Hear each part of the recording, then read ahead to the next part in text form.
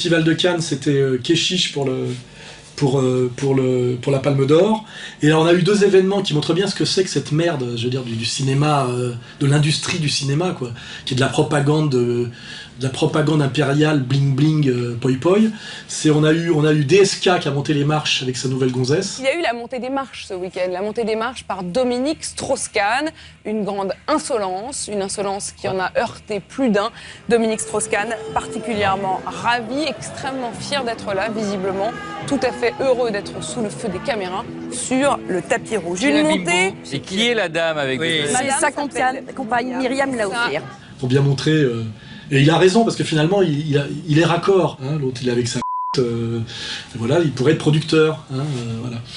Et on a l'autre truc, c'est quand il y a eu un vague coup de pétard qui a été tiré, on a vu, quand j'avais parlé de ces animateurs de Canal+, qui se passerait en cas de tension un peu physique, etc., là, ces espèces de nains, avec le physique de Méric d'ailleurs, la grosse tête et les petites épaules. Vous avez vu le physique des animateurs de Canal+? Même déjà, on voit qu'anthropologiquement, c'est des merdes, c'est des sous-hommes. Ils ont une grosse tête avec un tout petit corps, vous savez, c'est des mutants.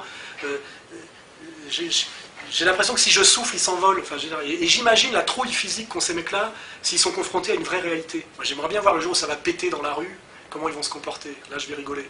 On a une image très très jolie qu'on mettra de Denisot qui plonge sous le bureau parce qu'il y a quelqu'un qui a tiré un pétard et que d'un seul coup, il craque le sexe, le vice et la baston. Il y a un mouvement de foule, il y a... Que se passe-t-il? Attention, nous sommes obligés d'arrêter. Il y a la peur d'un attentat. On verra les mecs courir comme et s'envoler comme des pigeons et Denisot plonger sous le bureau, ce qui est quand même... Là, c'est vraiment révélateur, de cette réalité complète, quoi, du lien, enfin, puisque Canal+, le Festival de Cannes, tout ça, c'est la même engeance. C'est d'ailleurs les mêmes quand on fait des tonnes sur Méric. Hein. Il y a eu des agressions. Alors, l'extrême droite, et pas simplement l'extrême droite radicale, mais plus largement, base et son discours et sa pratique sur la violence. Il faudrait que les antifas se posent des questions. Quand on a comme défenseurs et comme compagnons de combat les animateurs de Canal+, c'est peut-être qu'on n'est pas tout à fait dans la subversion authentique. Il faudrait qu'ils se posent toutes ces questions-là. Mais donc on remettra DSK montant les marches, Keshish faisant son petit numéro, crachant sur Ben Ali qui lui avait donné une médaille il n'y a pas longtemps avant. Les deux connasses faisant leurs doigts là, à boutin pour bien montrer ce niveau de vulgarité de cette adolescence inculte, etc.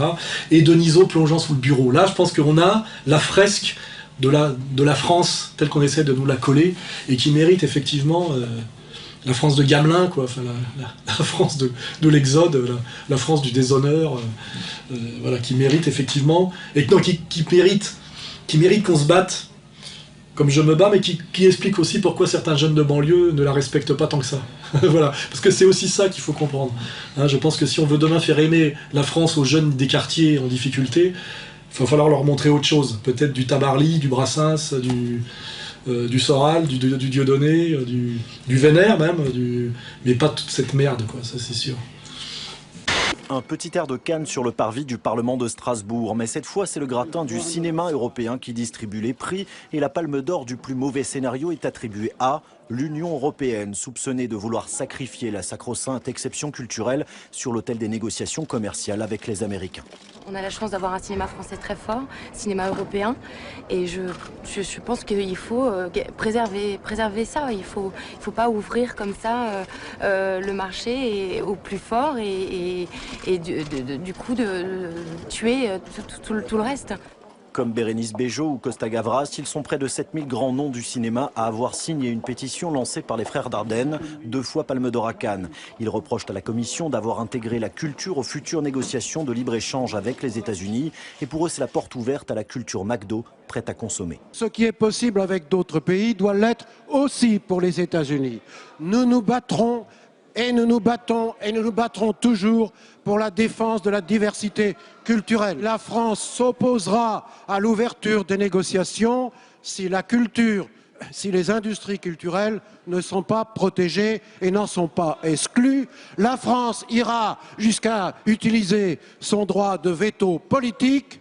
C'est notre identité, c'est notre combat. Nous ne sommes pas seuls, mais nous sommes en tête pour le mener avec l'appui de la représentation nationale. Have an agreeable baby, likes everything that I do. dances most every night, movies are her delight. Ouais. Alors ce qui est marrant, c'est qu'il y a eu la ratification, pareil, en douce, du marché transatlantique, c'est-à-dire, la marche du nouvel ordre mondial, qui est cette destruction des frontières, des protectionnismes, et cette domination par le marché et ceux qui tiennent le marché. Pour ceux qui auraient l'illusion libérale, hein, c'est l'oligarchie, hein, c'est pas le marché ouvert et concurrentiel à l'ancienne, enfin, si tant est qu'il ait jamais existé. Mais alors ce qui est marrant, c'est qu'on est tout fiers d'annoncer qu'on a sauvé l'exception culturelle.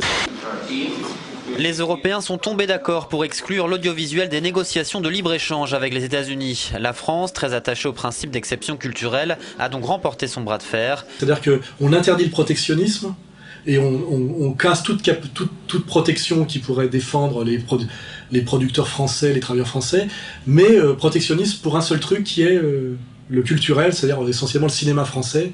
Le danger essentiel, c'est que demain, on ne puisse pas faire les films comme on le fait, avec pleine liberté, et la formidable diversité que nous avons en France, quel que soit, commercial ou pas commercial. Ça, c'est important. Je vais vous donner un exemple.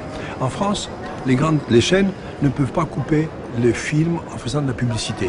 Voilà. Ça, c'est grâce à l'exception culturelle. Voilà. Il y a plein de petites choses comme ça qui font que notre vie est différente de celle d'autres pays. Voilà. Et ça, il faut le préserver. Parce qu'effectivement, cette petite élite, qui d'ailleurs souvent est liée à la communauté des élus, hein, elle est très présente, veut bien que valide toute la mondialisation et la destruction des conditions de vie en termes de nomadisation et de baisse de niveau de vie en termes de dumping social du travailleur, quel qu'il soit, mais pour eux seuls, il y a protectionnisme. Hein. La pétition a été signée par 7000 artistes en Europe qui ne sont pas que des sentimentaux. On s'est concerté et effectivement, je répète ce que Costa a dit, cet homme semble dangereux parce qu'il met en négociation la culture qui est un droit de l'homme, qui n'est pas une marchandise. Et en plus, c'est pas protectionniste d'un savoir-faire de haut niveau. C'est protectionniste d'un cinéma d'État financé par le CNC, les aides sélectives, etc., pour que des parasites qui règnent sur ce fromage puissent continuer à faire leur merde de cinéma d'art et d'essai français hyper casse-couille, invendable et souvent totalement bobo, illégitime, dont le Keshish est le parfait représentant. Voilà. La meuf c'est une pute, elle vient dormir chez moi à poil dans mon lit, elle me mate le cul quand elle est chez moi. J'ai jamais maté ton cul, putain, arrête de dire n'importe quoi. Mais ouais, t'es une pute, toutes les putes elles matent les culs, d'accord? Est-ce que ta meuf elle a aussi la chatte bleue, ouais? Hein, elle a la chatte bleue ta meuf? Donc c'est drôle, ce deux poids deux mesures, c'est pour la piétaille, pour le monde du travail, pour les normaux, c'est marché ouvert mondial, c'est-à-dire finalement destruction de la production française, du savoir-faire français, et mise en faillite de Peugeot. Mais pour nous les nantis, les élites, il y a protectionnisme, il y a exception culturelle. Alors c'est une victoire aussi pour la France. Hier, elle n'a rien lâché à Luxembourg face à certains de nos partenaires comme l'Allemagne ou la Grande-Bretagne. L'exception culturelle est donc exclue du grand déballage commercial qui va s'ouvrir avec Washington. C'est-à-dire une exception économique de type protectionnisme pour uniquement le culturel, en sachant que ce qu'ils appellent le culturel, c'est l'idéologie, l'idéologie sociétale. Hein, voilà. En fait, c'est pour ça d'ailleurs qu'on l'accepte, parce que c'est l'air de rien, quand on voit ce qu'il y a derrière, ça amène au marché ouvert intégral. Hein. C'est-à-dire immigrationnisme, métissage.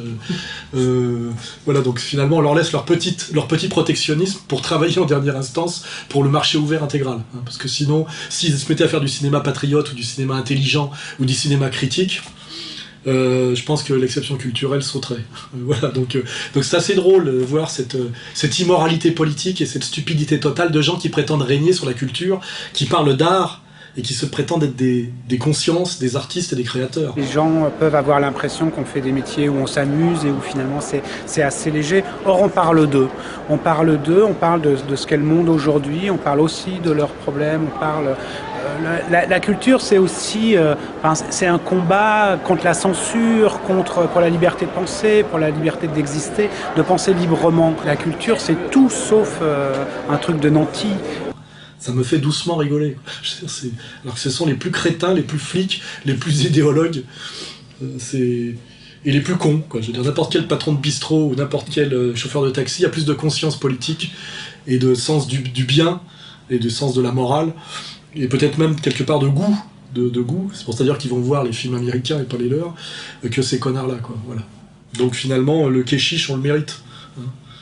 Voilà. Mais c'est payé avec nos impôts, faut le savoir.